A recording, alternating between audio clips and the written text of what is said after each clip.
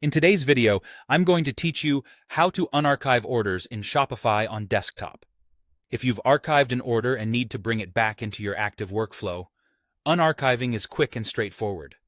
Archiving is simply a way to move completed or set-aside orders out of your main open list, while unarchiving restores them so you can work on them again. Whether that means fulfilling items, making edits, or reviewing details. Start by signing into your Shopify admin from a desktop browser. Using the desktop view ensures you see the full navigation and the options we'll use. Once you're in the admin, look to the left sidebar and click Orders. This opens your order management area, where Shopify groups orders by different states. Next, switch to the Archived view. Depending on your layout, you might see an Archived tab across the top. If you don't, open the Status filter and choose Archived. This filter shows all orders you've previously archived. If you're working with a long list, use the search bar to quickly locate the order by its number, customer name, or other keywords.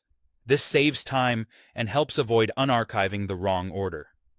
When you find the order you want to restore, click it to open the order details page. Here you'll see the timeline, customer information, line items, and any notes associated with the order. At the top or near the action buttons, click More Actions.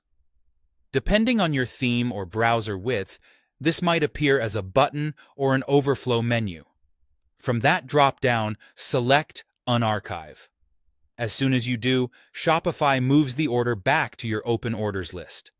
This doesn't change the payment or fulfillment status, it simply changes where the order appears so it's visible in your active queue again. If you return to the main orders page and view the open list, you should now see that order there, ready for whatever you need to do next. A few quick tips to make this smoother. If you don't see Archived as an option, confirm that you're viewing the full admin on desktop and that your account has permission to manage orders. If you accidentally unarchive the wrong order, you can always return to it and archive it again.